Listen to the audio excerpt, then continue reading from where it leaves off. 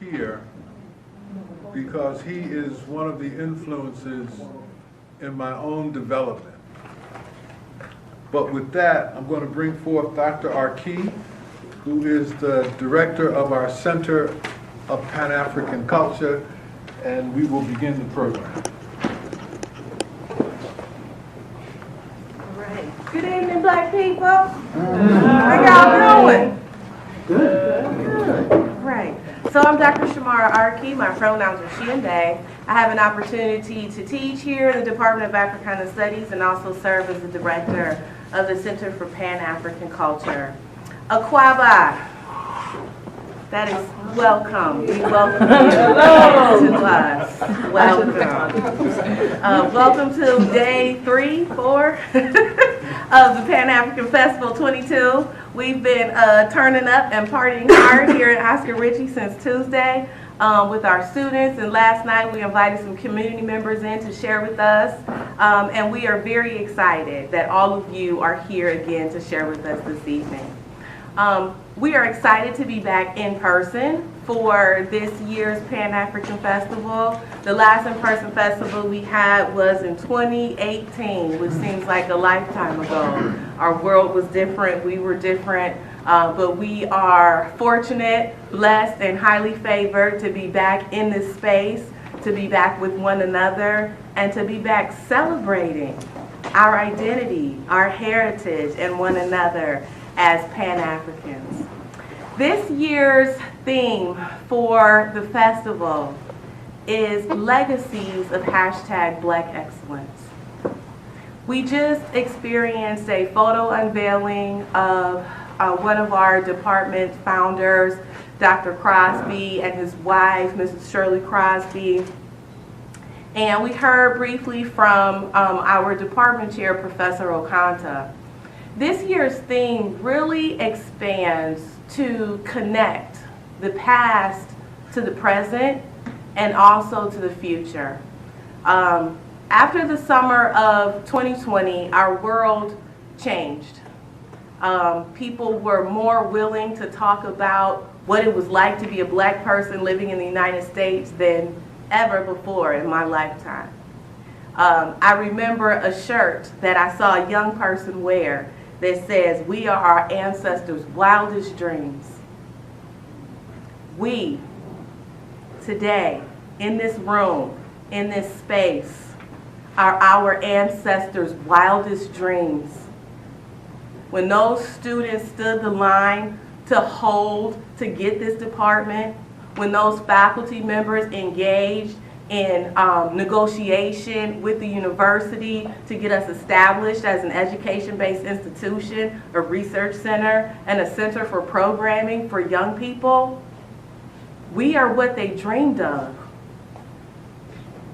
This conference is designed to connect the legacy to the #Black Excellence that we have in our midst on our campus today and in our societies.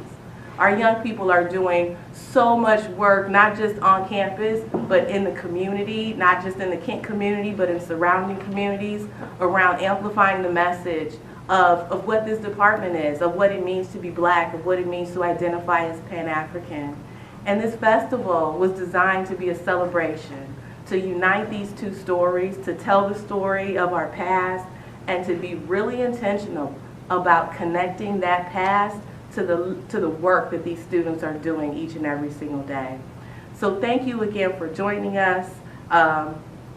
This is family, so we are anticipating of you to speak back to us, say, okay, we hear you, go ahead, show right, So go ahead and get comfortable where you are, because we are going to be anticipating your participation in the festival today and also tomorrow. So in a few minutes, I'll bring up our incoming Black United Students President to introduce our speaker. But I just want to remind you that we also have another closing celebration tomorrow for the festival. We'll be right here in Oscar Ritchie Hall beginning at 1 p.m. We'll be in the theater, which is right around the corner, because we have some wonderful performances for you and some celebration. Again, we have food, we have vendors. We are encouraging you to come back and share with us on tomorrow. So, without any further ado, I'd like to bring up Deanna Backus, who is our incoming Black United Students President. Looking forward to doing some great things with Deanna's leadership next year. Thank you. Alrighty, so I'll be reading the bio for Dr. Ron Daniels. Veteran social and political activist Dr. Ron Daniels was an independent candidate for President of the United States in 1992. He served as an executive director of the National Rainbow Coalition in 1987 and Southern Regional Corridor and deputy campaign manager for the Justice Jackson for President campaign in 1988. He holds a BA in history from Young State University, an MA in political science from the Rockefeller School of Public Affairs in Albany, New York, and a Doctor of Philosophy and Africana Studies from the Union Institute and University in Cincinnati. Dr. Daniels is a distinguished lecturer at New York City University of New York, where he taught courses in political science. From 1993 to 2005, Dr. Daniels serves as the first African American Executive Board Director of the Center of Collegiate Rights, CCR. During his tenure in CCR, emerged as a major fighting force against police brutality and misconduct, church burnings, hate crimes, voter discrimination, environmental racism, and the threats to civil liberties posed by the government response to September 11, 2001 terrorist attacks. In June of 1995, Dr. Daniels led an African American fact-finding and support delegation / mission to Haiti. As a result of the visit, the Haiti Support Project, HSP, was created to mobilize ongoing political and material support for struggles for democracy and development in Haiti. HSP has emerged as the leading African American organization working to build a constituency for Haiti in the U.S. Dr. Daniels' column of Vantage Point appears in numerous Black and progressive newspapers and websites nationwide. He also is the host of weekly issue-oriented public affairs talk show, Vantage Point Radio, on WBA 99.5 FM on Pacific Network in New York, and until recently he serves as the occasional guest host for Make It Plain with Mark Thompson, Sirius XM Radio. Dr. Daniels is the founder and president of the Institute of Black World 21st Century, IBW, a progressive African American centered action-oriented resource center dedicated to empowering people of African descent in marginalized communities.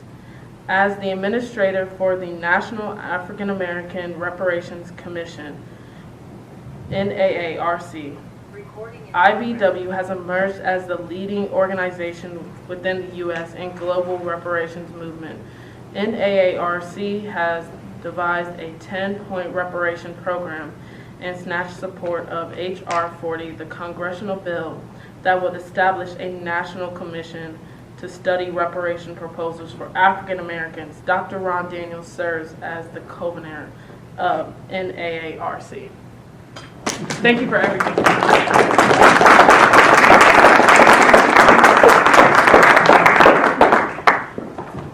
What she's saying, Lord have mercy. All that stuff. Well, it's good to be back home. Because this is home and this is the village, as Brother Okanta was laying out.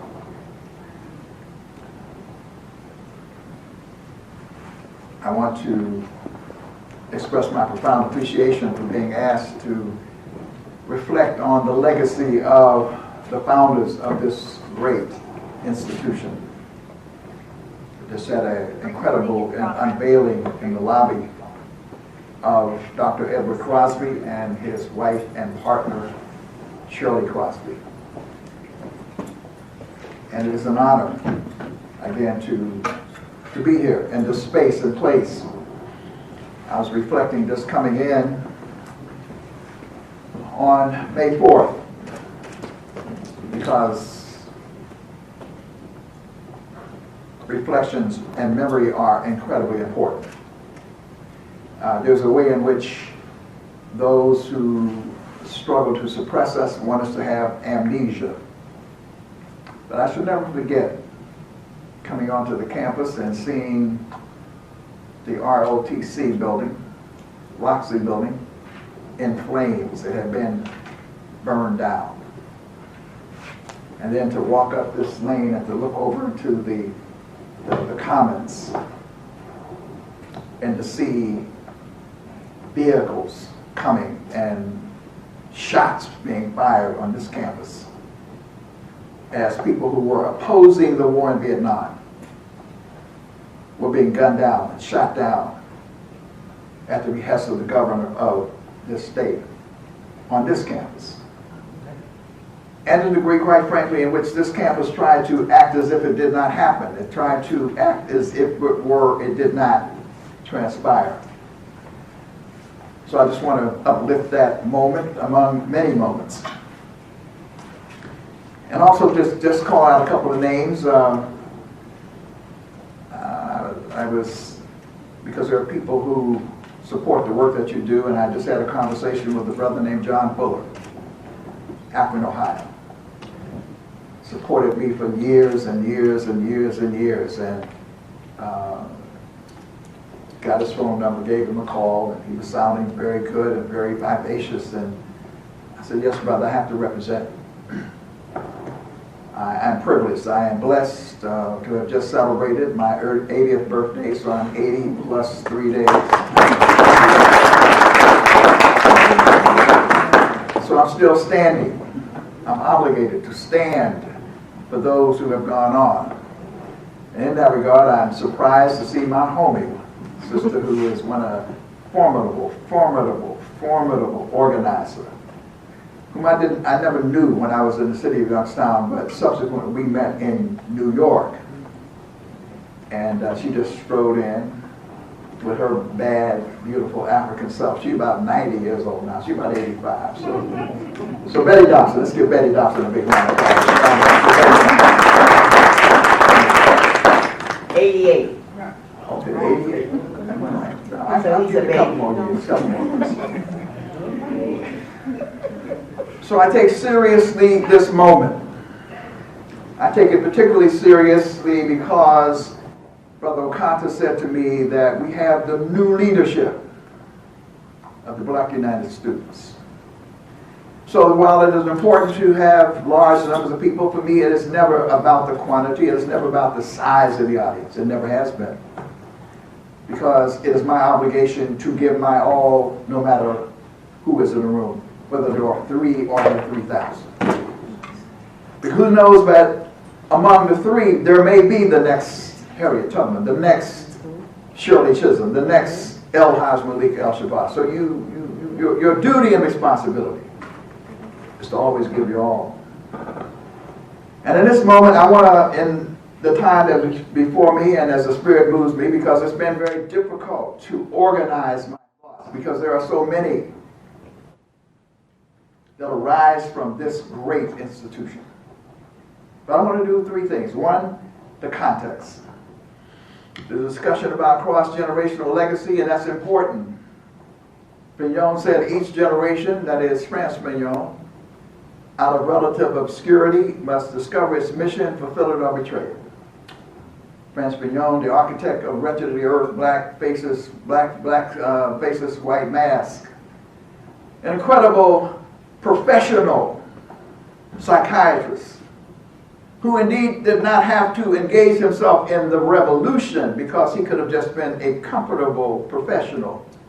But he put his skill and his task at the disposal of the people. Pignon said, each generation out of relative obscurity must discover its mission, fulfill it, or betray it. So we need to talk about the context. What was going on when this institution arose, so that you will be clear about that. You have perhaps studied it, so maybe I've just given you a quick refresher course. But that history is important. Secondly, what was the accomplishments? What were the accomplishments of this institution? And finally, the question becomes preserving and expanding the vision and mission of Dr. Edward Crosby. All those 3 points I hope to cover in this space. So when we talk about the era,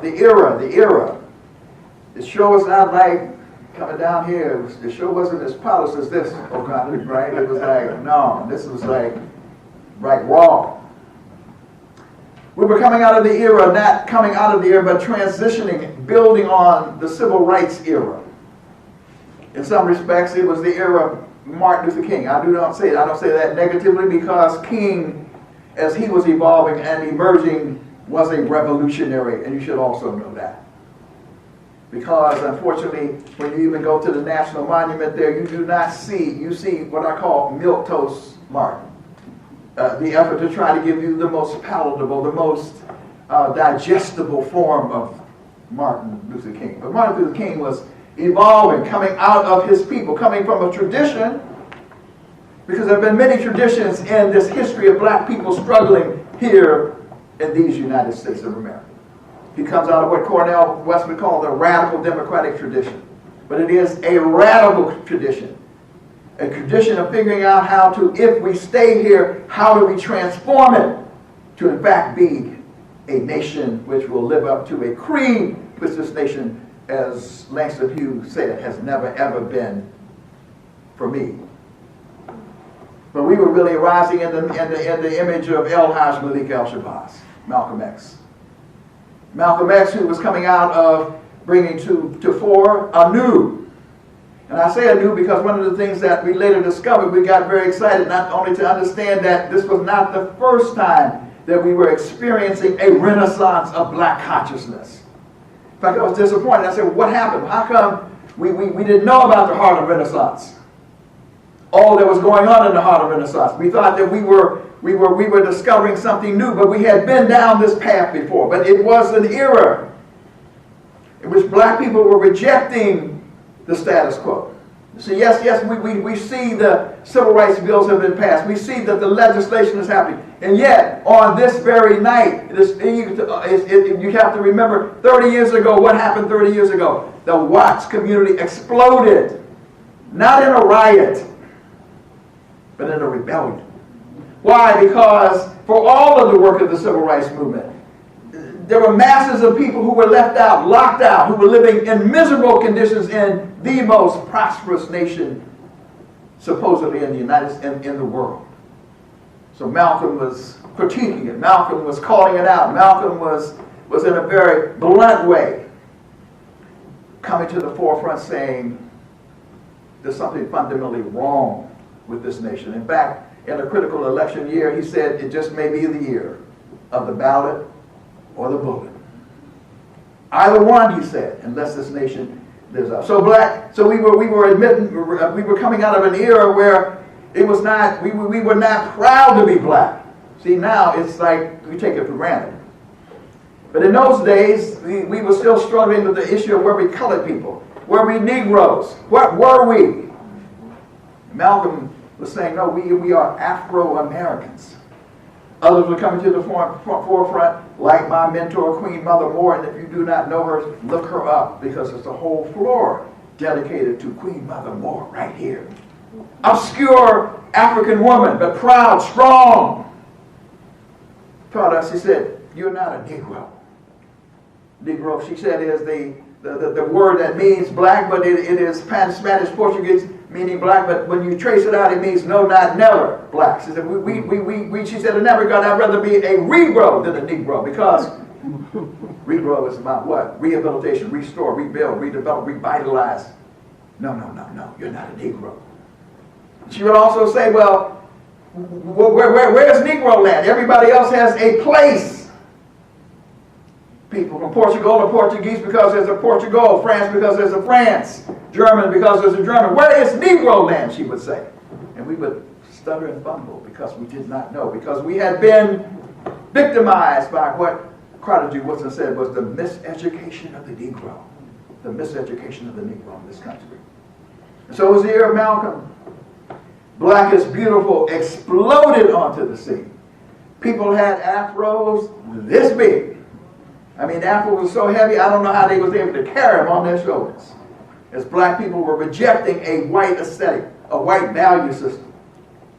Black is beautiful. A lot of that was coming out of New York. A brother named Lambe Graff was having fashion shows with black women and black men showing off their black identity. That was shocking back in that time. So you can't really grasp that. I mean, it was shocking. I mean, like, people were like on each other. If you didn't have a fro, I mean, brothers would be all talking to this, what you got that white hair on for? Can't you get that devil out of your head? I mean, it was like those kind of battles were going on. We would challenge each other to re-embrace our blackness. Black is beautiful. But also came the black arts and cultural movement. The black arts and cultural movement. All of a sudden beginning to talk about, what about our culture? What about our poetry? What about our history, if you will, as Bob Marley would articulate it. And then there was the movement for black nationalism and Pan-Africanism. Malcolm would say Pan-Africanism, black nationalism only means we should control the politics and economics of our community. So don't be scared of that. Say everybody else controls their lives, their cities. Why don't we control our lives?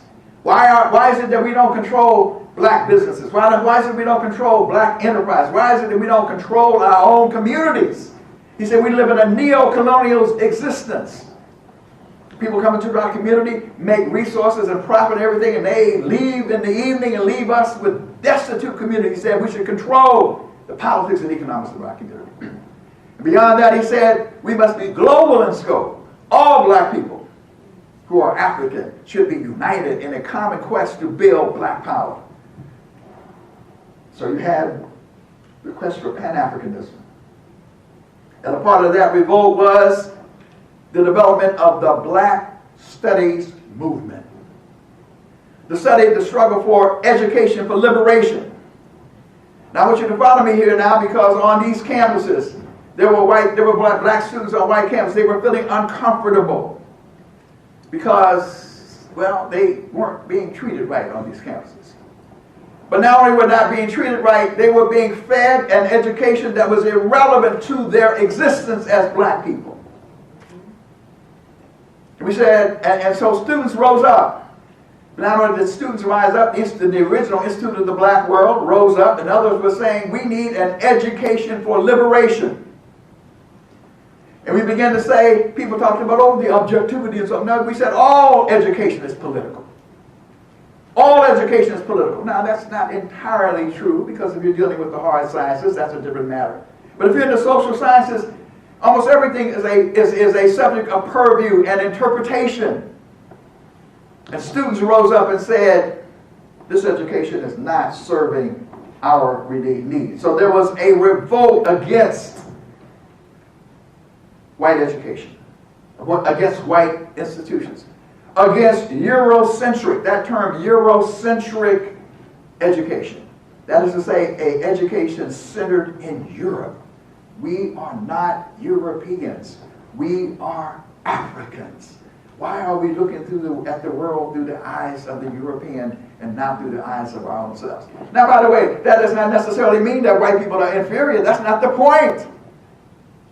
The point is that we're being asked to look at the world and to be able to celebrate a value system that's not our value system. Even Martin Luther King said, look, here we are in a society where we are black, and yet whiteness is celebrated within the English language. The English language is an assault on us. Because virtually everything in the English language that is white is glorified, it is angelic, it is beautiful. Almost everything in the English language that deals with black is ugly and nasty and nefarious and terrible. The black sin is a horrible sin. The little white lie is okay. It doesn't get down to being, you have to really jolt yourself to think, we even deal with angel's food cake and devil's food cake within the context of the English language. And so you talk about self-hatred, you talk about why would we turn each other if every day we are ingesting a European diet? Then we are bound to turn on each other instead of turning to each other. Now, it is the case that we've always been resilient, so it's not entirely the case, but I would argue, come back and talk to you about it another time, we as Africans in America, more than anyone else, suffered the most brutal form of cultural aggression. The conscious effort to de-Africanize the African, to be reduced to chattel. Only in the United States of America do you have a peculiar, laws governing the peculiar institution of chattel slavery. It was called chattel law. You were not governed by the laws of human beings, the laws governing chickens and cows and property. Only in America. And to consciously take away our names and our sense of identity, and to always be taught to respect white folks. And so there was a revolt against this. There was a revolt against this, and people began to say we must have an education for liberation. And that education for liberation must be one which first and foremost addresses issues of fundamentally being about who we are. So San Francisco State University, boom, erupted. Danny Glover, and Sonia Sanchez. Northwestern University, Dr. James Turner, who, by the way, I think these are two great men in my life, developed eventually the Africana Studies Center and Resource Center at Cornell. And then all across this country, you had those explosions, and there was an explosion right here at Kent State University. Black United students. The other thing that becomes important about that is who was coming up on these campuses. Bunch of Rough Riders. This is brothers and sisters from the hood coming out of Glenville and Harvard and coming out of the America's dark ghettos. I don't say that negatively because here were people who were diamonds in the rough. Here were people who are brilliant. The demonstration of our brilliance is in the life of El-Haj Malik El-Shabazz himself, who was really a petty thug. Didn't do no serious stuff, but he was into this crime thing. You know, off in the streets, want to be a little petty thug, a little petty hoodlum. We have a lot of that going on today in our communities. But when Malcolm was confined in the prison, which was not a good thing, but it had the effect of having him do what? Be quiet for a minute. It had him really begin to focus for a minute. Who you find even today, some of the most brilliant people we have in this country are prisoners. Nothing wrong with us. Something wrong with the system. Malcolm read every word in the dictionary, studied every book in the library, had no degree, no formal degree. He didn't need it because inside of us is Imhotep. We just needed space. And so brothers and sisters came up on these campuses coming out of a failed educational system, an educational system that was not designed to educate us, at least to liberate us. It was designed for us to just be here, to be servants of a capitalist political economy. That's what it was for. But they bust up and said, we ain't taking that no more. So Bob Pickett, who just recently passed away, became a judge, and there are others who came up on this campus, and one of my dear friends out of Youngstown, Clyde Allison, he was part of it. So they bust up on this campus to demand that there be a new form of education. An education that would first and foremost deal with the question of educating black people in order to be effective in liberating their own communities. And so that's how this space was born, and that should never be forgotten. That students drove the process. That is also important because you got to remember this society will bend. It will bend to rebellion. It will bend to social movements, but it always seeks to co-opt. And so while it was bending, you have to remember that the people who were bending were saying, this too will pass. Let me say that again. This too will pass. We'll give these Negroes a little concessions now, and we just have to wait them out. And over time, this too will pass. Well, out of, and no contest, I may have some of this mixed up because my memory is spading me. I got the broad picture. Coming out of St. Louis, brother assembled a posse to come up in here. That plus posse included a brother who's still vibrant today, Eugene Redmond. Yes. one of the best poets out there still dealing. Quincy Troop, one of the baddest out there, came up and as a part of that. Wiley Smith, Don Henderson, these were people who were a part of the posse that came to this institution. And the vision and mission was to create a new kind of community and a new discipline. A new discipline. Now I want to speak to that just a minute. See, what was happening was they were saying, oh, this black study stuff, that does not meet the standards. It doesn't meet the academic criteria that we've set up for liberal arts or for this and that and the other. We said, well, the hell with those standards, we will create a discipline. But what we did was, cleverly, we found a way to take their standards and use those standards to create, you hear what I'm saying? Kuumba, create a new discipline.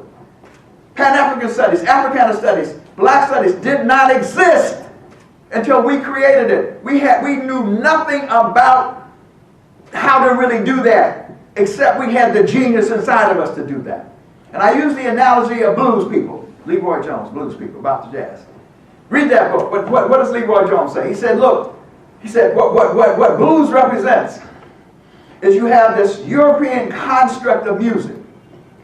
It is rigid. It is systematic. It may be beautiful in its own way, but it's rigid.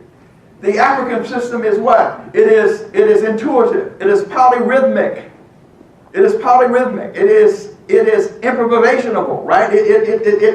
But with inside of the improvising, there's a system to it all. That's not how traditional European classic music rolls. So what happened was, black people came, heard all that, and said, but then we pushed our stuff up in there. And what came out of it? The blues. You understand what I'm saying? A new kind of music came out of that synthesis of us pushing our stuff up against the constructs. So what we were having to do here is the academic empire of orthodoxy. What we had to do was push up against that orthodoxy and create a new discipline called Pan-African Studies, Black Studies. And the absolute master and genius at that was none other than Dr. Edward Crosby. He was an absolute genius at being able to create both the discipline, but as Okanza said, the community. You see, when you walk up in this space, it was a different vibe. Mother Crosby sitting over there, Dr. Crosby there. There's Lauren up in here. She happened to be a white woman, but she was all up into it too. Gladys. I mean, you just had a whole different vibe. You were in the family. Now, it'd be tough love sometimes. Because when I was here, you knew it was going to be some tough love. You see, because the excellence question is absolutely eccentric. Because some people thought the black stuff, I'm going to take that black stuff. No. The black stuff has to be tight. Why? Because it is the key to our liberation. So you can't play with that. Play with something else. But you don't play with black studies. Because you're arming yourself for the liberation of our people. And so we went from the Institute for African American Education, I think it was called. We built it over there somewhere. Now we are. It's around over that corner. It's a little space. But you see, I would call him, in the positive sense, the Imperial Crosby. Because Crosby never was taking look. He's always scheming within the context of the system. I say, how are we going to? So, and by the way, he's figuring it out against the context of the system. But he'd move and say, no, we need some more space. And he was irascible. He was sometimes, I think, intentionally, rough around the edges, calculated to so, because that was a part of his persona. But he was a pragmatic brother. By that I mean he understood how to navigate to get what you need done. So if you needed the students to rumble, let them rumble. If he needed to be humble, he could be humble. At the end of the day, he was about getting more space for the Department of Pan-Africans. We're moving from the Institute of African American Affairs to create this department. He was always about that. Seize, conquer, and development, we used to say back in the day. Seize, conquer, and development, we used to say back in the day. So we moved from the Institute of African American Affairs to the Department of Pan-African Studies. Now, I had the privilege of playing a little role in that journey. And this is illustrative of how this was rolling. I did have a master's degree from the State University of New York at Albany's Graduate School of Public Affairs. But I had been fundamentally involved in building a black institution in Youngstown called Freedom Incorporated. I was an activist scholar. One of my dear beloved friends with whom I stand, Ronald Walters, our most prolific and brilliant political scientist of our era, was a scholar activist. I was activist scholar, both needed in this movement. So we heard there was a rumor, someone on the grapevine said there's some stuff going over there at Kent State University. I had been a professor at Youngstown State University.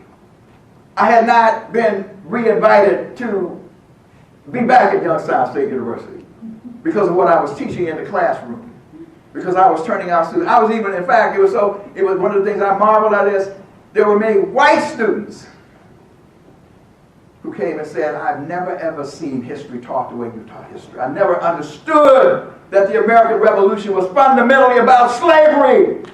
Nobody ever taught me that. They understood. So they didn't invite me back so we're building Freedom Incorporated. Word is something's happening over here at Kent State University. I don't know how I got the invite. I don't know who told me when it said. They said, well, is this brother Ron Daniels willing to come over here? I said, I'm willing to come. So when I come over here, they say, well, join the club. We got work to do. We need you to teach a course in African cosmology. I said, African what? Of course, African cosmology. I never heard of it. I don't know nothing about no African cosmology. It didn't matter. Because at least in the genes, at least the way I looked at the world, I taught students, you had the adaptability to teach anything if necessary. And we were fortunate to have here in the collaborators, some incredible folks. If you don't know them, go back and just read their sketches. Chief Bela Sawandi. Chief Bela Sawandi, who came and brought this whole concept of Africa. So I'm teaching African cosmology, using what he is teaching, and he's teaching, he's helping out. And now, wherever I teach, I talk about cosmology. The whole question of worldview, because it is fundamentally important. The clash of worldviews. Why is it when you read the People's History of the United States by Howard Zinn, he lays out the clash of worldviews. Native people who watch Columbus coming. He is obviously different. The pigmentation is different. They look different. They look different from the Native Americans. And they're holding their arms out. You can imagine Africans doing the same thing with a lafia, welcoming folks. And so they're coming. And they're holding out their arms to welcome them. Because they don't see, they're not saying, you are different, therefore we must conquer. They're saying, we know that you're different, but we still welcome. Columbus just writes in his diary, and I paraphrase, what beautiful people these are. How humble and how handsome they are. If we have 50 people, we can conquer them and make them our servants. You understand what I'm saying? That is a clash of worldviews. The Protestant effort, Calvinism coming into this country to dispossess native people. The Calvinist ethic says worldview you must own, and this is a theological justification. You must own property. You must own land. You have a private, that's called the private concept of property. In Africa, there is no such concept. It is communal. We all own the land. Native people share a similar worldview. So when they came over, they said, well, what is this thing? You over here a minute, then you got all the... No. You have to settle down. You have to own plots of land. If you don't own plots of land, then we have the right to do what? To take that land away from you because you are violating God's admonition for what life should be like. That is a clash of worldviews. Bela Sawandi. Understanding the clash. Even today, you have to understand the nature. That's a part of what we did in terms of understanding and dealing with Pan-African studies, now Africana studies. And so, we helped to create this discipline, this new discipline. And also a place and space that will be amenable to our scholars to do the incredible work that needs to be done. And one of the things that you should understand that's so distinguished, of course, for me, this Department of Pan-African Studies, now Africana Studies, was the most developed. Let me just say something else, too, quickly, in terms of campus and community. Because it was not just about the community, it was created from the community and from the students from the community. And I heard you yesterday, you said what? You invited the community in, right? Which continues that tradition, which is important today. Because our people are counting on us to come back home, right? To return to the source, to put our skill at their disposal. My good friend Dr. James Turner at Cornell University put it very succinctly one time. He said, Brother Ron, he said, we have a whole lot of people who are of the race. He said, but we need people who are of the race and for the race. Some other people put it another way, say all skin folk and kin folks, another way of putting it. But the point is that we have people who get degrees. They go off and they can serve the empire. They can serve the very capitalist political economy that is in fact destroying us. But others will choose to not only be of the race, but be for the race. In whatever profession. Doesn't mean everybody has to be out there on the picket line. Doesn't mean everybody has to demonstrate. It means wherever you are consciously looking for ways and means to use what you learn to tilt and bend that institution towards the needs of your people. So at this place, there were some incredible things created. Number one, the anthology. I mean, I just can't rave enough about the anthology of notable dates in African history. I really wanted them to reproduce it. Maybe it will be reproduced and maybe brought up to just a certain point in time. Now with Google, you really make it much easier. But just imagine. I mean, I used that for years. You could go and take this volume that was produced right here. We produced it. We didn't ask somebody else. We produced it. That laid out notable dates in history. I used that for years and years and years and years. Black Experience 1 and 2. The books were written right here. We didn't ask somebody else to create. That was a part of creating the discipline. And also other kinds of documents and other kinds of pieces that were put together that was incredibly important in that regard. And that still lasts to this day that we should be certainly familiar with in terms of this journey.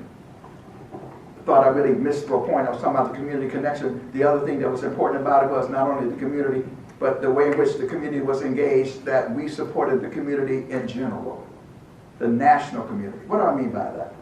This is important because I'm going to come to kind of where we are today in some ways. See, back in those days, whether it was at Cornell or here, we were building institutions in the black community too. There were budgets. Large budgets for the black United students. Big budgets. They say, okay, yeah, let's give them what they want. But guess what was happening? Both with the departments and the black student organizations. There was something called Malcolm X Liberation University that was being built in North Carolina. People left Duke University and went out and built an independent black university under the leadership of Wusu Sadoki, also known as Howard Fuller. In Washington, D.C., something called the Center for Black Education. We were building independent black institutions across this country and independent black schools. How are we going to finance them? Well, one of the ways we financed them was the leaders or people from those institutions would become a part of your Black History Month or a part of your lecture series. In other words, it wasn't just the most famous person you saw on TV. If you understand. It was a conscious strategy to give large honorariums to these, so they can, and if there's a network of Black Studies Department across this country, you could raise $100,000, you could raise $150,000, you could raise $250,000 because Black Studies programs were consciously and intentionally investing in these programs. Now I say that because today it's different. I mean, everybody, well, who's on TV, who's on Joy Reid, I ain't hating people, that's good, and so forth and so on. But most of those people are not necessarily building anything except a internet reputation and following, and it's good information and all that.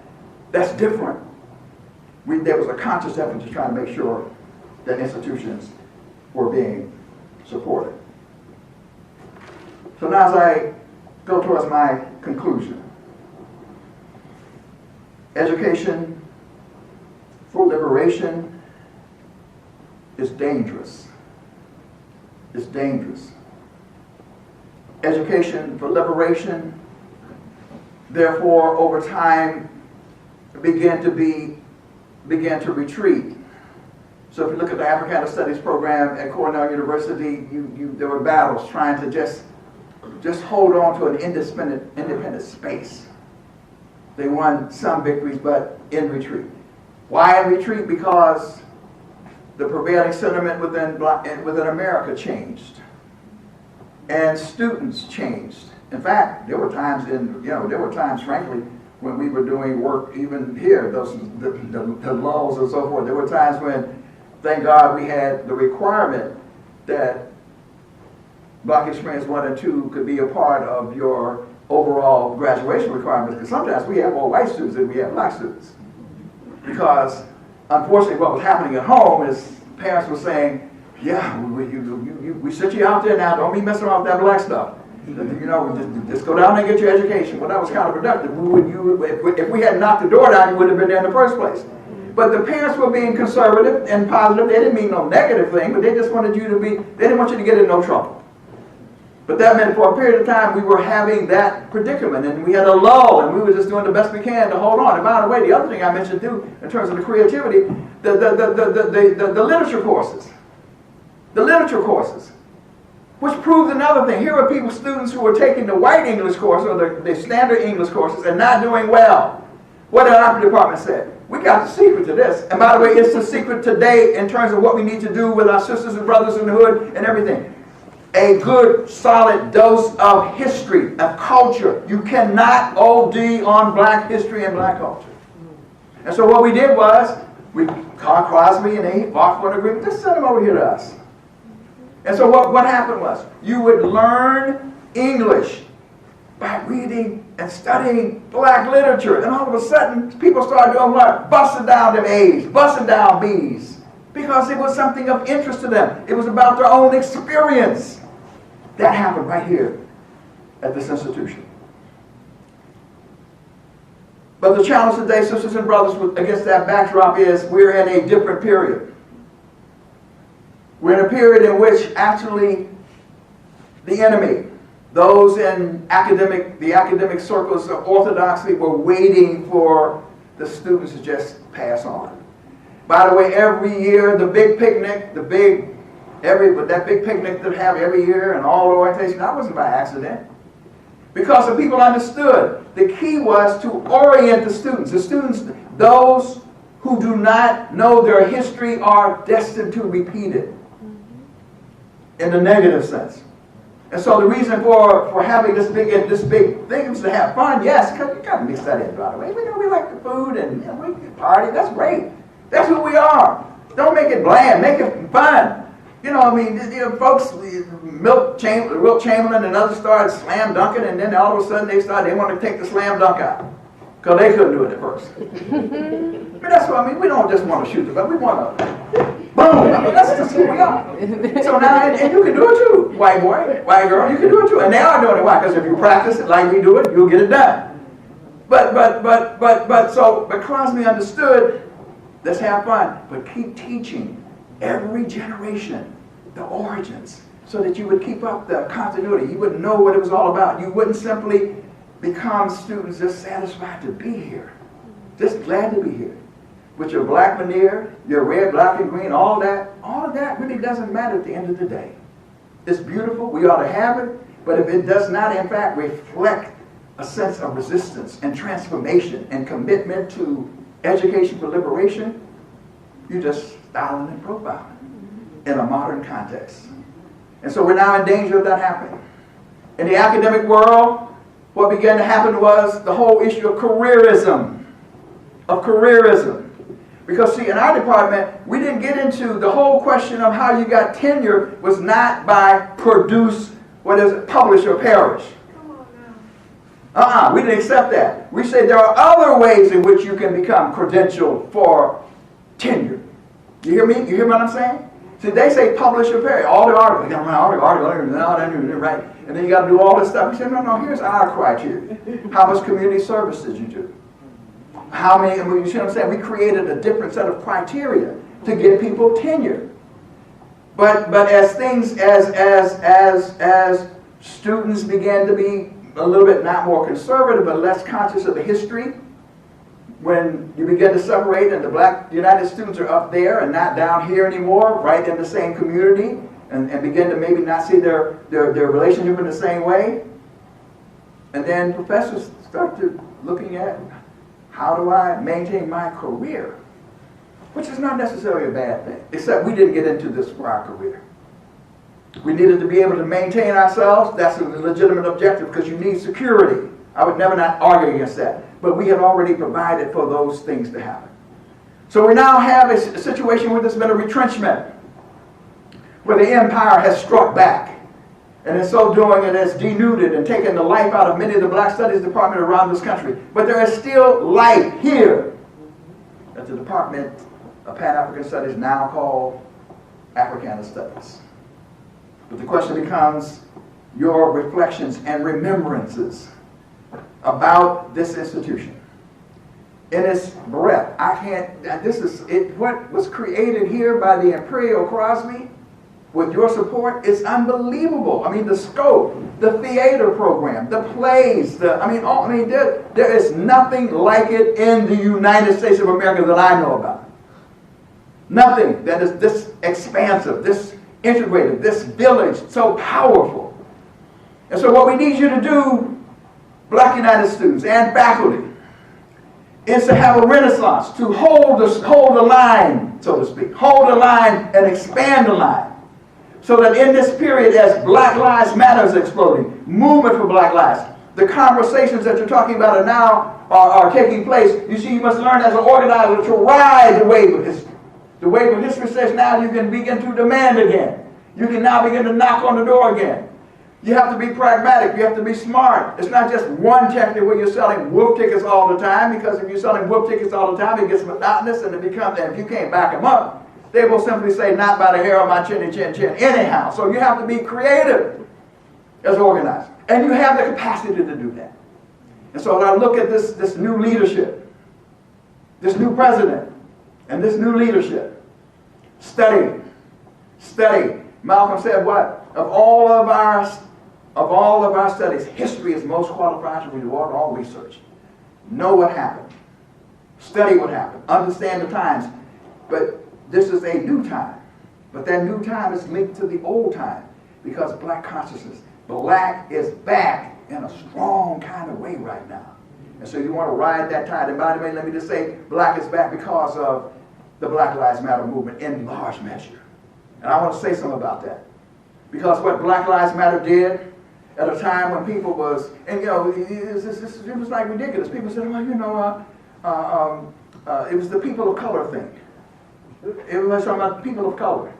And they said, well, people of color are going back in large numbers to North Carolina. I said, they are? You mean there's a lot of Native Americans and Asians going, well, how come you didn't say black people? Because you're now kind of like saying that people of color thing. We ought to be able to say who we are. We are an African people. Black Lives Matter brought it back. But they brought it back in the right way. Because they said all black people must be free. By all black people, they meant we must bring out of the shadows our sisters and brothers who have been in the shadows, who had their creativity blocked up and they were shunned in our own community. Be it James Baldwin, or be it the brother who led and did the logistics for the March on Washington, Bayard Rustin. The LGBTQI community could come out of the shadows and bring its creativity, its genius, so that all black people, all of us, because when all of us together, with all that power, there's nothing ever that can stop us, because we are the Ma'at people. And that's where we stand. And so, brothers and sisters, let me just close. Forgive me for talking long, but as I said before, when you get old, you might ramble a little bit. So you cut me a little slack on that. We want to fulfill the vision and mission of the founders. Does not mean it will be identical. It will necessarily be be converted and will be built to the times. But that's the challenge. That is the challenge. And so I close now with a piece that I wrote many, many years ago coming out of that experience in Youngstown, Ohio. Freedom Incorporated, the Marcus Garvey School for African Education. It is on the walls, or it used to be prominently displayed on the walls of this great institution. And it has been gone all over the world because it speaks to the question that Queen Mother Moore taught me to say and be about. She said, you know, Ron, I'm a brain surgeon. My job is to operate on constipated minds. And she said, you know, anytime you don't know who you are, you can have a PhD, a master's degree, or a BA degree. You really ain't got no degree. So my task is to operate on constipated minds, and thank God she operated on mine. She mentored me, she taught me, so that I could then say these words. We are an African people. We will remember the humanity, glory, and sufferings of our ancestors and honor the struggle of our elders. We need to bring that back. We need to be able to teach again in our community to honor the struggle of our elders and to honor the elders. Does that mean that the elders are always right or correct?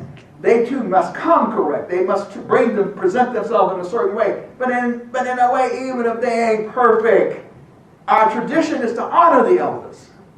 Today, New York City, recently we had a 13-year-old go upside the head and smack down an 89-year-old grandmother. That is the degree to which we have no longer. And by the way, that's because of the trauma. That's because of the cross-generational suffering that we've endured that reflects itself because we have not internalized the nature of who we are as a people. So therefore we can't condone it, but we need to understand it because we are all a part of the family. We have to be able to reintegrate, re-accept our people, but we must do it from the perspective of teaching values. And that's the next line. It says we must strive to bring new values and new life to our people. The values epitomized in the Nguzo Saba by the genius Dr. Maulana Karenga. We will have peace and harmony among us. We certainly need that. Because every week we find ourselves suffering and mothers and fathers in pain over people just being senselessly gunned down in the streets as we turn on each other, against each other instead of on each other. We have to solve that. And a part of the solution is the prescription again is black culture and values and work and embracing our sisters and brothers in our community. We will work, study, and listen and learn so we may teach. And I say that because again, I came into this academy and you should come too because you stand on the shoulders of those who sacrificed, bled, and died to get you here. You have an obligation to return to your community to give back. My education does not belong to me. It is not mine. It is all of those mothers and fathers who are in the community. And I was trying to escape them too. They were nosy. They were different. They was watching things. They were watching over us. And I'm trying to escape, but thank God I didn't escape. Because they were committed to making sure that we were raised in a certain way. Sometimes they didn't even agree with each other, but they agreed on one thing. We must raise our children together. No matter what the circumstances is, we must value education and raise our children. We must cultivate self-reliance. We must struggle to resurrect and unify our homeland, because we are an African people. Du Bois said that Africa is the richest continent on the face of the earth. There is no reason why any African, anywhere, should be struggling or suffering. It is only because on the African continent itself, they suffer from the same miseducation.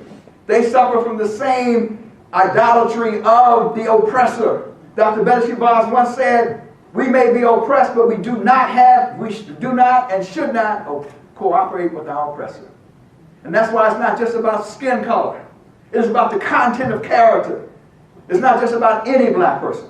In some instances, it would be better to have a white person or a Latino person or an Asian person. If that Asian black person or Asian white person has the values, it is better than having Clarence Thomas destroying us as a black people. Somebody said, no, he's black, but he has been destroying us.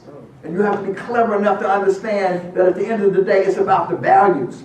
A preference for black people, but a preference first and foremost, of the value system. We will raise many children for our nation. We're not saying we want people to just have babies for the sake of having. That's not the point. All of our children are all of our children in our schools. And y'all have done this in terms of the work that you're doing in the community, extending this institution to help raise the children in the community. We have discipline, patience, devotion, and courage.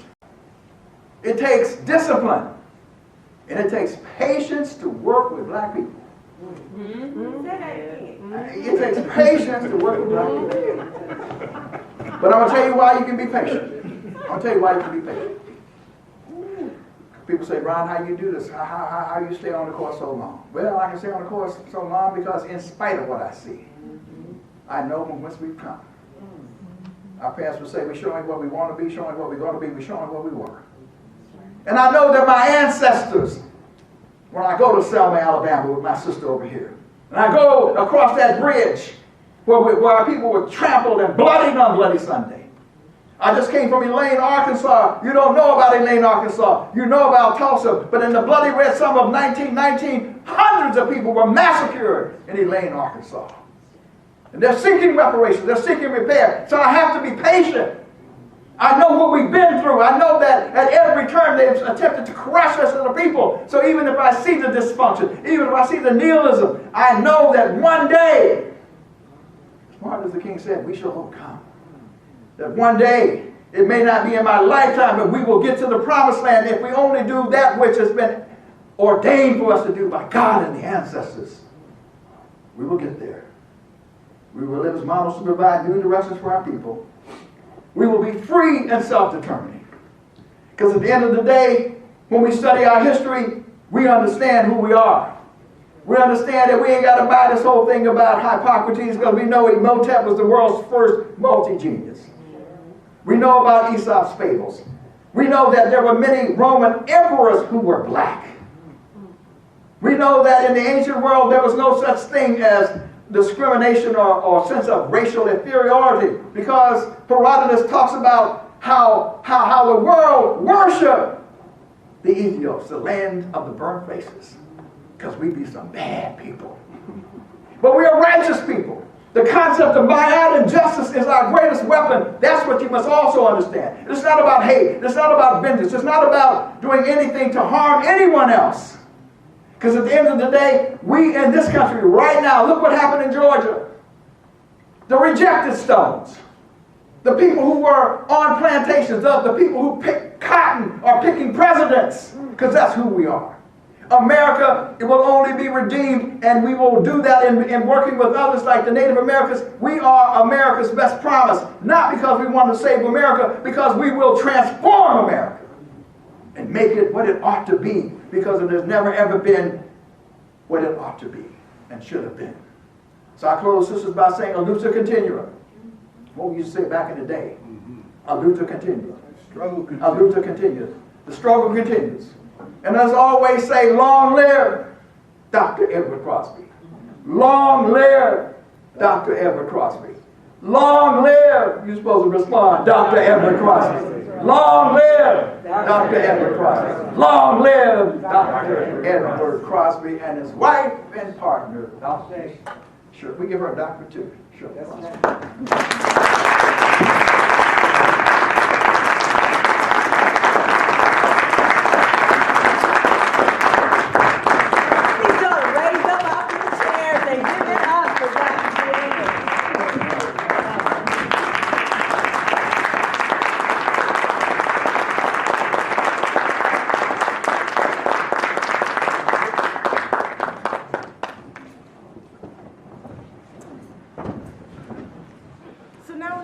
Open this up for some discussion. That was amazing. Thank you. Thank you. I have the honor of being able to teach in this very same space, and so I feel like the space is hot fire now. We can come in here and continue the work of getting us free. But I'd like to bring up our discussant, who will be leading the Q&A with Dr. Daniels. Many of us know her. She's a part of our family here in Africana Studies, but I have a bio, so I'm going to read it. Dr. Mama Gooden is the Vice President for the Division of Diversity, Equity, and Inclusion. She previously served as the chairperson of this department, Pan-African Studies, for 9 years. Dr. Gooden's collegiate journey started at the University Guelph in Toronto, Ontario, where she received a bachelor's and a master's degree in history. Shortly thereafter, she earned another MA in African American Studies, a certificate in Women's Studies, and her PhD in African American Studies from Temple University. Since then, Dr. Gooden has used higher education as a pathway to drive community mobilization and change for racialized and underserved populations. Her love for history pushed her to become both a researcher and a professor. In the same way, her passion for social justice and social change drives her to explore and speak out about the life experiences of people of African descent and other marginalized and underserved groups. Gooden's works have spanned outside the nation's border to include her country of birth, Jamaica, as well as her country of citizenship, Canada. Dr. Gooden has worked as a researcher and project coordinator in health promotion for immigrant and Black women at the University of Toronto and community health centers. She has also constructed academic research publications covering immigrant women's health promotion, African Caribbean community building, and I am proud to say that we are published together in Gender and Sexualities in Ghanaian Societies. Please welcome Dr. Gooden. I serve as a vice president, but it was so engaging. I feel so uplifted. My cup is full, and I got to come back daily, right? Because it just reminds me of the energy of who we are as a people, the way that we've centered a purpose in terms of uplifting Black folk in particular, but how we use our history. And what I love about your presentation, Dr. Daniels, is the way in which you kind of created these pillars. Thank you. The way in which you've identified the 3 pillars that really drive, right, that drove, and in which this department is centered. So we have the era, right, 1960s in particular, civil rights movement, Malcolm X, Martin Luther King, and I love that you put King back in the Black radical tradition, because we've taken him out and we've sanitized him, and so thank you for that. I love the way in which you captured the energy of Black United students, and I'm going to ask the current board members, I think a couple of them have left who are still here, to stand up, because I want to recognize them, because you know, they are who's going to really drive change at Kent State in the fall. So if there are current board members here for Black United students, can you still stand up?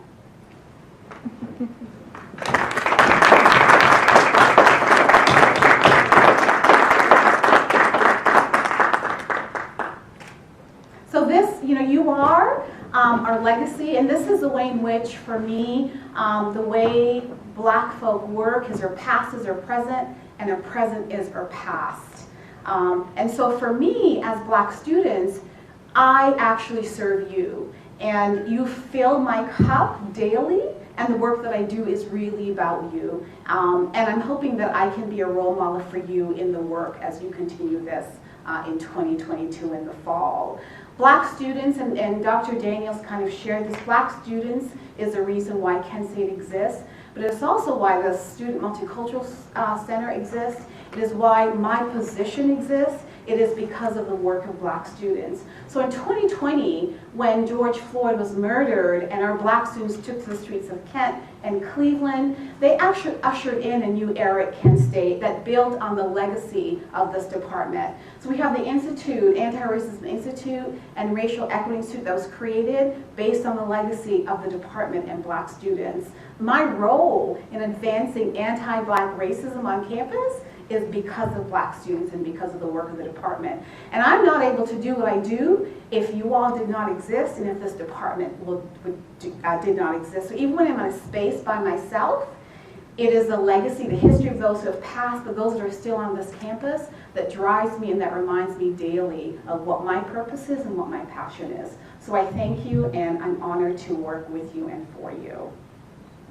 So Dr. Daniels talked about a couple things that really struck me. One is the foundation which this department is built. Second is about space, and space in terms of how the department was created with a particular intellectual space, but the way it engaged the community. And third was this idea of expanding the vision and mission of the university and of the department in particular. And I was struck, Dr. Daniels, one is because we are so challenged by the political climate.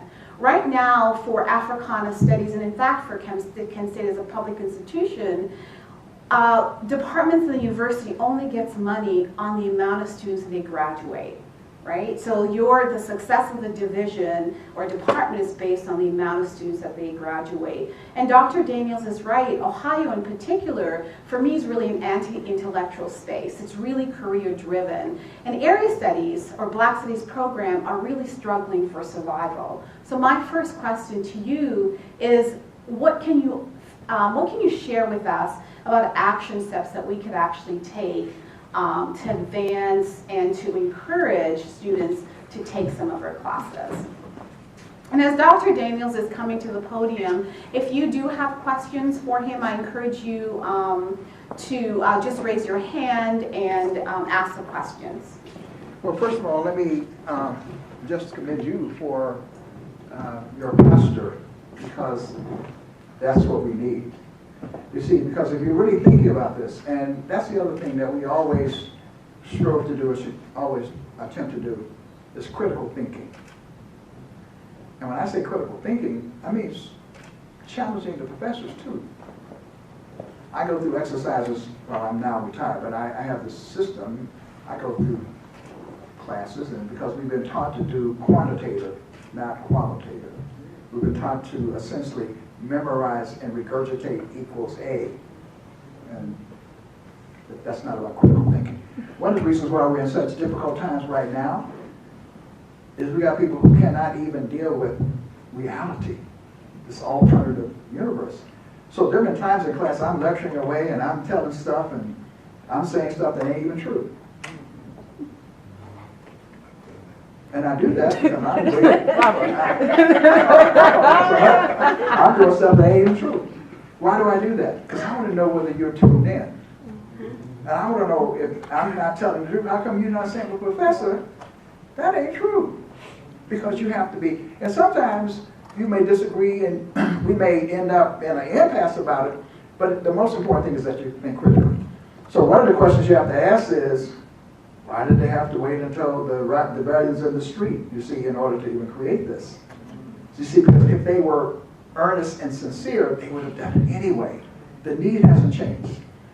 So we're in a difficult situation simply because they're using these quantitative measures. Well, these quantitative measures are inherently, structurally, and institutionally racist. What do I mean by that? There is a greater need in Black communities, particularly in depressed Black communities, than there are maybe in other communities.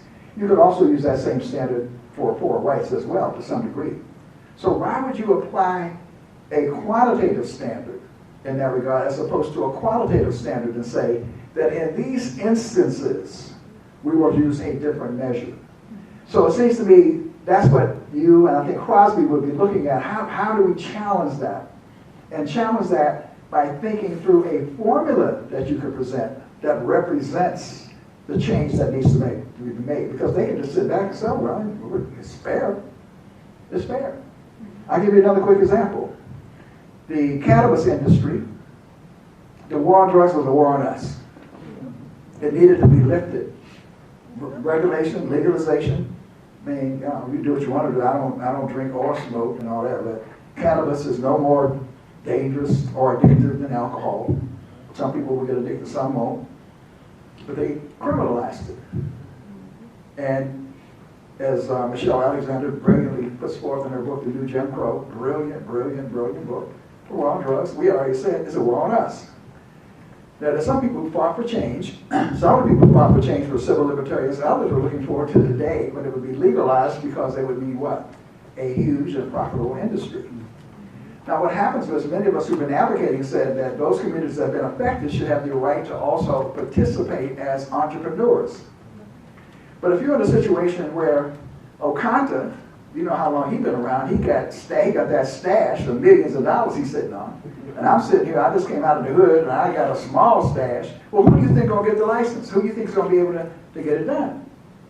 So even though you have the right to do it, in effect, structurally, you don't have the right to do it. You've been nullified. So we have to then say, well, wait a minute, you have to create a special fund for me, or for those who don't have, so they can compete with the people. In fact, you need to do something that was popular, and you talked about this political climate, set aside.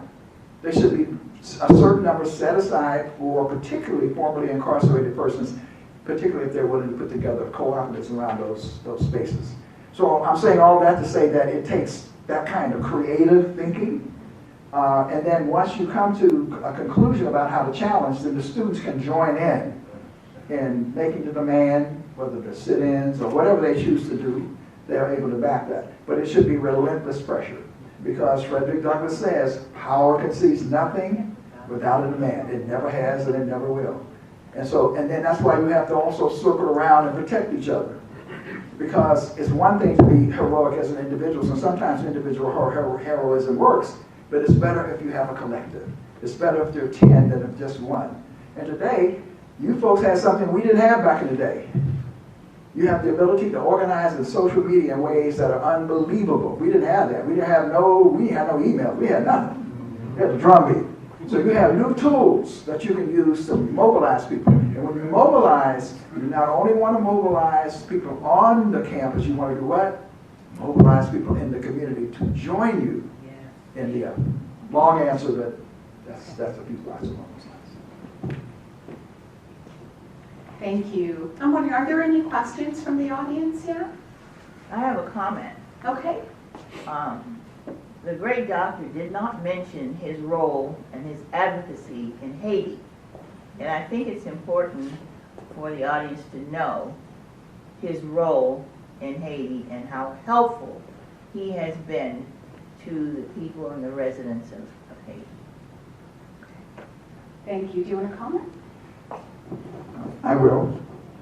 And I'll do it briefly because, again, I would really, really encourage you to go to our website, ibw21.org, and not only look through it, but sign up for the newsletter so that you get constant information. Excuse me. So you're getting constant information because we're really playing an incredibly important role in reparations. We are reparations is exploding in a way that I never believed in my lifetime. And I've been in the center of that struggle. I hope Queen Mother Moore is proud of me because we've been working on it, but we're on the verge. If you look up H.R. 40, which is the bill put together by Congressman John Conyers many, many years ago, has been rewritten. It's not just a study bill. That was a tactical question, an organizing that never got more than 50 votes. It is now a bill to study and develop reparations proposals. In other words, once this commission is established, it won't be whether, it'll be in what forms, which is a whole other discussion that's raging as well. But that previous bill never had more than 50 sponsors. We have 196 for the current bill. And another 20 people who have said yes if it comes to the floor. So we know that this is possible. We're now pivoting, however, because you know what the situation is in the Senate. And by the way, you have to be knowledgeable, by the way. You see what I'm saying? You have to know what's going on around you at all times. Because everything impacts you. But so we're going to have to go to the White House for an executive order. But look out, by Juneteenth, you may actually see that happen. Now, as it relates to Haiti, let me just be quick about Haiti. All of us owe an incredible debt to Haiti. Haiti was the first nation in the history of the world. The Haitian people were the first enslaved people in the history of the world ever to rise up against their oppressors to create an independent nation. Never happened before. But it's particularly important because it happened at the time of the propagation of the myth of white supremacy. They shattered that myth. They shattered that myth. And it is one of the most remarkable, amazing stories in the history of the world. Far more important than the American Revolution in terms of its advancement of human rights, actually, to set up an independent black nation. And in that independent black nation, they said that any black person, in fact, any oppressed person who sets foot on this soil will be free. And didn't have no emails, no Snapchat, no whatever that thing is called, Instagram, they had none of that. But black people in the slave quarters across this country heard about it. It was an inspiration. So Denmark Vesey, who organized the largest slave revolt ever, where was he on his way? To Haiti. Because the word has spread. If we can just get to Haiti, we will be free. But what happened? Obviously, the system of white supremacy, including the United States and France and others, they didn't want no, what was called uppity Negroes. We're not going to allow this, that. We're going to allow these people to stand up, because it's not just about a theory. It's about Haiti was the richest of the so-called colonies. Saint-Domingue it was called. It was the richest. But there was riches all over. They were exploiting black labor to extract huge wealth. And that's the other thing you need to understand, that when people start talking about, well, I didn't have anything to do with it, so on, so on, it's not about whether your parents or anybody had anything to do with it directly. You didn't have to be directly involved to benefit from it. Read a piece by Trina Brown. It's called Traces of a Slave, Traces of a Trade. Traces of a Trade by Trina Brown. Her family was the largest slave trading family in the United States of America. But guess what? Because of the slave trade, you had a flourishing textile industry, a flourishing whiskey distilling industry. Because when you learn, and this is the thing that I always try to, so fascinated about knowledge. See, if you just talk, that's the other thing about how we do it, right? It's holistic. It's holistic. If you teach things in isolation, it's boring as hell.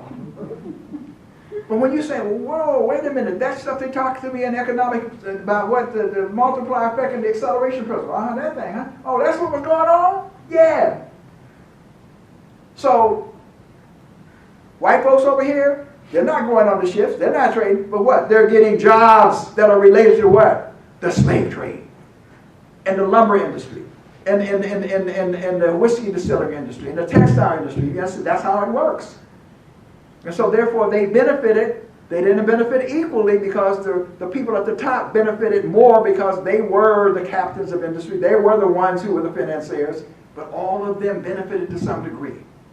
So it's not about a personal indictment. It's about a debt owed because of the systematic rape and pillage and extraction of wealth as a result of the slave, which was, in which the United States government and states were complicit. So Wall Street was built with what? Slave labor.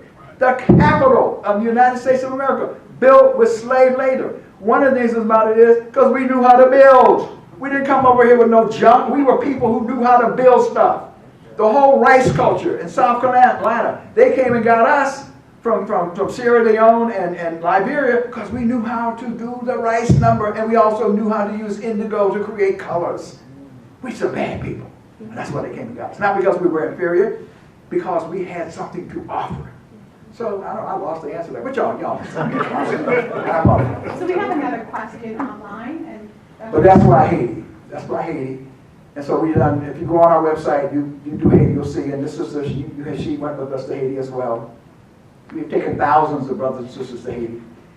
We've worked with them in building out economic development projects, educational projects, and we're still working with Haiti today, because in a real sense, they've punished Haiti ever since is the point. Ever since Haiti. The United States invaded Haiti in 1915, didn't leave until something like 1933 or whatever. But it's interesting, the NAACP, Walter White, its first president, they were pointing to Haiti as an example in this country, because they were saying, well, black people, y'all know how y'all gonna govern yourself. I mean, they always use that. Well, y'all ain't able. They said, well, look, there's a black nation. Haiti is a black republic. So that's how deep that Haiti is in our systems and so forth. thank you, Dr. Daniels. We do have a question from the chat that Dr. Keith's going to read out. Should our students look to hold positions nationally and globally on policy making? Oh yeah, we should be everywhere. We need policymakers. Because at the end of the day, to be Afrocentric or to believe in Afrocentricity is beautiful, but you have to also look at every turn, what does this mean in terms of policy? What does it mean in terms of policy? Yeah. And that's why you can't ignore anything. And I say this because some of us have gone through this, but we try to pass on these lessons to the next generation. We're in a critical position right now. The United States of America has not seen anything like this for at least a half century, if not in its whole history. And the whole issue of a woman's right to control her reproductive health in her own system. People may have different positions on that, but the right to choose is essentially, even people who may privately not believe in abortion, at least believe in a woman's right to control her own body, to make that decision for herself. And we know that very often what happens is that it's younger people who may be subject to rape, or younger people who make a mistake or make an error or wherever, that who may be in that position. But the Supreme Court matters. Judges matters. I mean, that's why you have to be the complete student. But when you can connect things up and you understand the nature of history and how it operates and how it moves, you no longer see it as some idle exercise. It's something that you're learning, not just for esoteric sake. Karinga said that he talked about art in that regard. He said it must be functional, collective, and committed. Not just art for art's sake. And by the way, when you look at, just in that one thing alone, again, when you look at African art, you see function. You see from the African worldview cosmology, people say, well, fire is bad. No, Africans say fire can be good or it can be bad, right? And you see that in the art. You see the duality, right? You see the duality in the faces. You see the multiple faces of things. That is a reflection of a worldview. Water can be good, but it can also be harmful. If it's a flood, it's bad. So nothing is inherently one thing or the other from the African perspective. But so you have to be able to then do policy, but you want to be excellent at everything you do. You want to be the best policy maker you possibly can be, and do it of the race and for the race. Don't just be glad. What we're suffering from around the world today is a new black-on-black crime. Black buffers who block progress. What do I mean by that? They get elected and only in America can I have achieved being the first Negro to sit on the city council. And I am so glad to be here. But we didn't elect you for that. Do you see what Trump is doing? Do you see what they're doing? You need to analyze this. Trump never had, I call him the orange man. Forgive me for saying that. Agent Orange and the Orange Man never had approval ratings more than about 41%. Most of the time it was like 38. And he never worried. Why? He was doubling down on his base. Because he understood something that I've been trying to say, and nobody would listen to little old Dr. Ron Daniels after the stop. In America today, the biggest political party is not the Democrats, it's not the Republicans, it's non-voters. It's not entirely true, but if you look even at the last election, hallelujah, about 60% of the American electorate voted. But go to Canada, go to Germany, go to any other country, and you will see what? 80%, 85, 90% of people vote. What does that mean? If you understand in a low participation environment and you are a political strategist, which is exactly what our sister in Georgia did, blanking her name, Stacey Abrams, that's what she did. She understood that. So she didn't run away from black voters. She ran to them. Because on the sidelines are literally hundreds of thousands of black voters who are not motivated. Many of them are young, who just ain't in it. But if you motivate them, you will then have power disproportionate to your numbers. And so that's why you have to engage in that political process. And right now we're in a real serious situation because this next election is really going to ride on how well black voters turn out. And we may have to turn them out in spite of Biden. And let me just say what I mean by that. Biden is a good president. He's a decent president. I mean, if you just want to take on the decency quotient, I mean, look at this, look at the orange man. Look at his attitude towards women. Just nasty, just arrogant, and all kind of stuff that he did. I mean, just on that, you would think the American public would say, just on the decency factor. Because what's happening is the other people are complicit. They're going along with him by and large. They're not fighting him, they're joining with him. Y'all just heard the most recent case of Kevin McCarthy lying. I mean, when Trump said, you said what, man? He did a moonwalk so fast you couldn't believe it. He had to kiss the ring and lick the boots. I didn't mean nothing. I'm sorry. I'm just on that. I'm not going. We have to be in a position, and I say that because there's some stuff that Biden has done, the Lift Every Voice Black agenda. He did talk about it. There's equity policy that's there that he's not talking about it. We are upset with him because he should be talking about it because it's good stuff. And coming down the line, he's going to have to do more of that. But even if he does it, in a choice between the forces of Agent Orange and the Orange Man, we ain't got no choice. We have to, they trying to stop us from voting. We have a basic kind of fundamental understanding. It is not scientific, but it is indicative. If white folks don't want you to do something, you better check it out. When white folks don't want you to vote, that's a sure sign that you better be struggling to vote.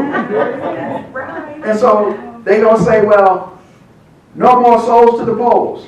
Or you can't vote over there no more. We're gonna put the polling place in Glenville.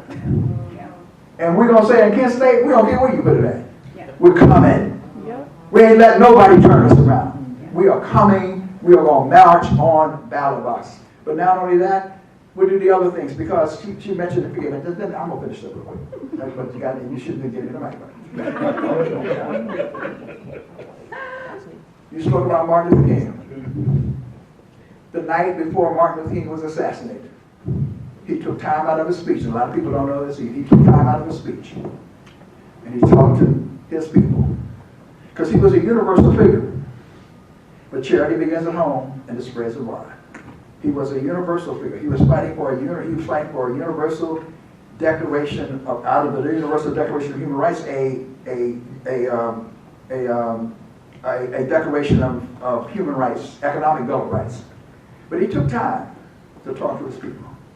He said, look, if we're in a situation where we're not being respected by corporations, and they're hurting us, go back. He said we need to learn to redistribute the pain.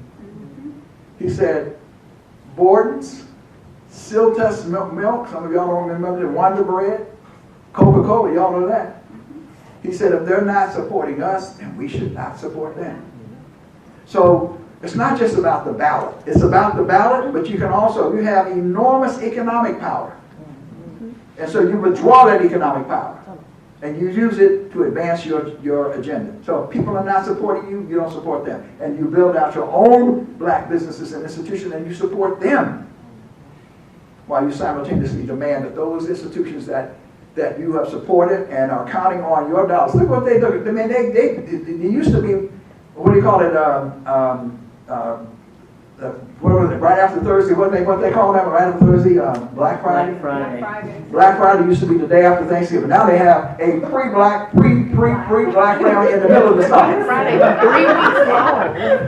That's how bad they want your dollars. And by the way, that's one of the few times Black is used positively because it will affect the bottom line of the corporations.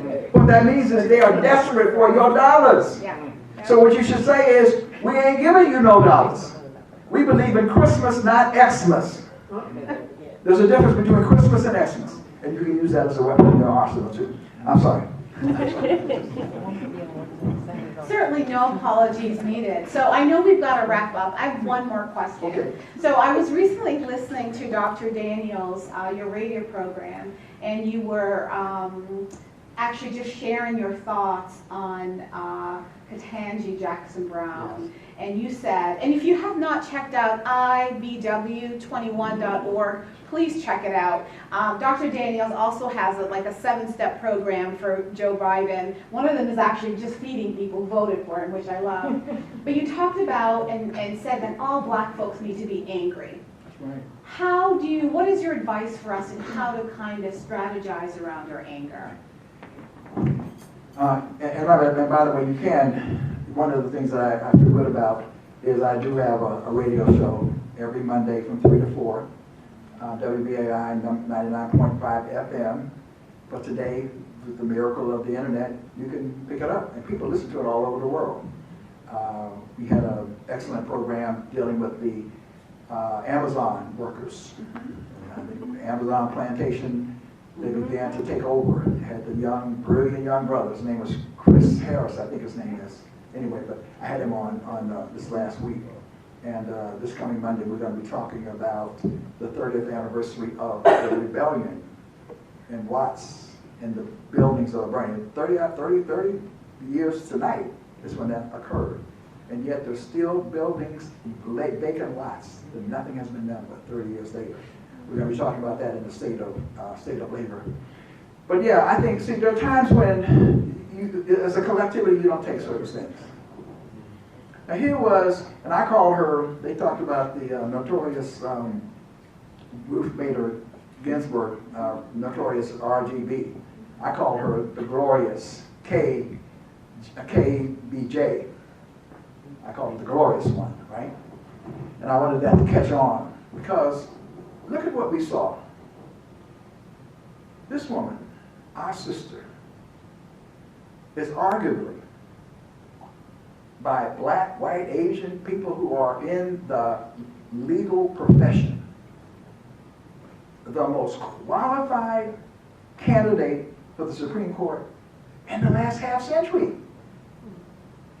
I mean, this is, impeccable. And then what did they do? For political points, Lindsey Graham had voted for her once, but he's got to have, they're using her for a campaign prop because they want to use that in their campaign ads. They want to call her a radical judge. Culture wars, because culture wars are out. So they assaulted her. What I saw was an assault.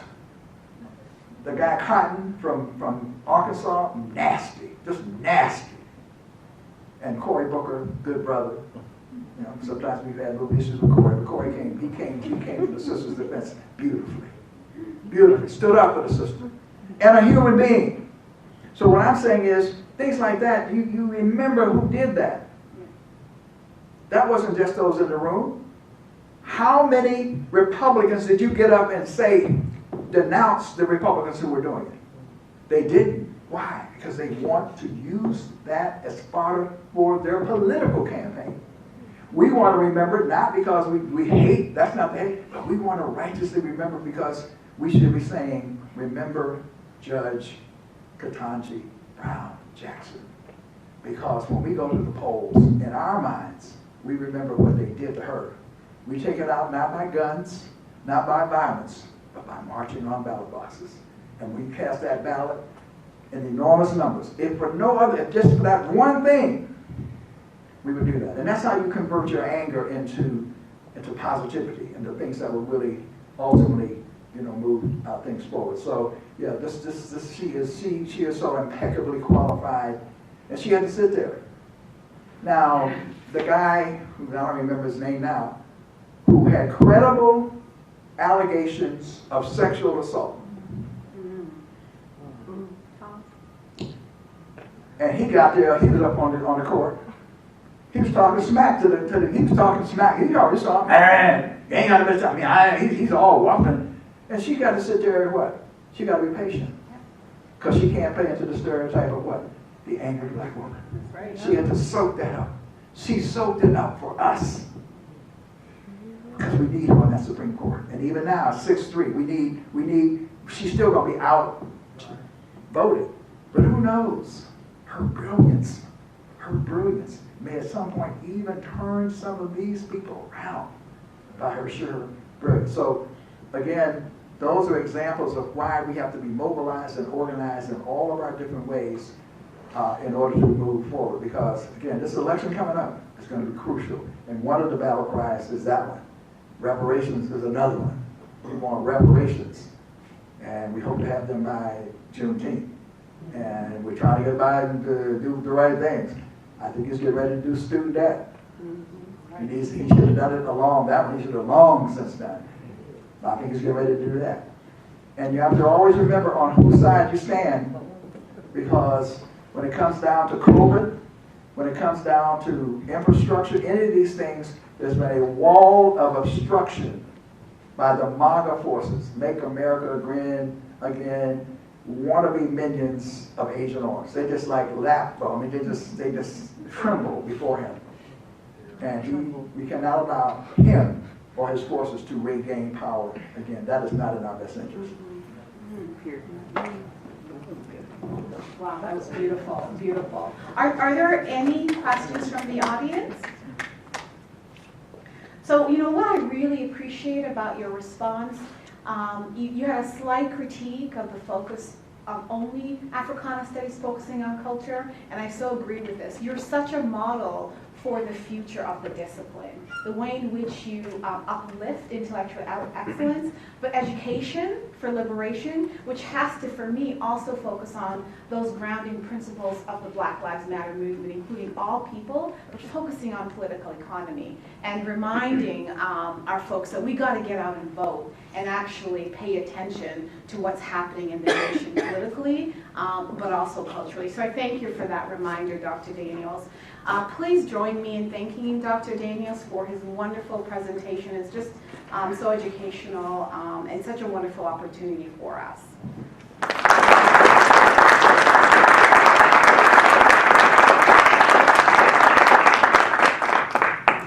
So I'm going to call, and thank you for your patience. I actually wanted to keep going, but I'm recognizing the time on a late Friday afternoon, so I want to thank you for staying with us and listening and participating.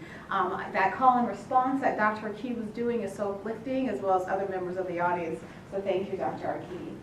I just want to thank you also for just organizing the festival. I know it continues tomorrow. Professor Oconto, I want to thank you too, and I'm going to call one of them up to close us out.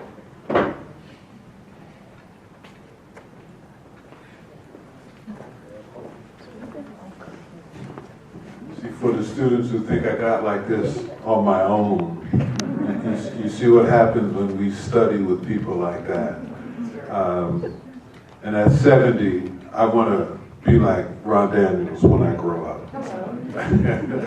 So we got one more day to go, and we're going to be up on the stage tomorrow. The Hugh people will be here. They are an extraordinary vocal ensemble, and I'm going to come out of semi-retirement with some of my musician friends and take off my disguise. That's right. We're going to rock. And I've even invited my chiropractor because if it weren't for Well, I want to thank everybody for coming out. We're coming out of the pandemic, and for our students, hopefully you see the potential for what we can do if we come together and work together. So thank you, everybody. Be safe, and we'll see you tomorrow.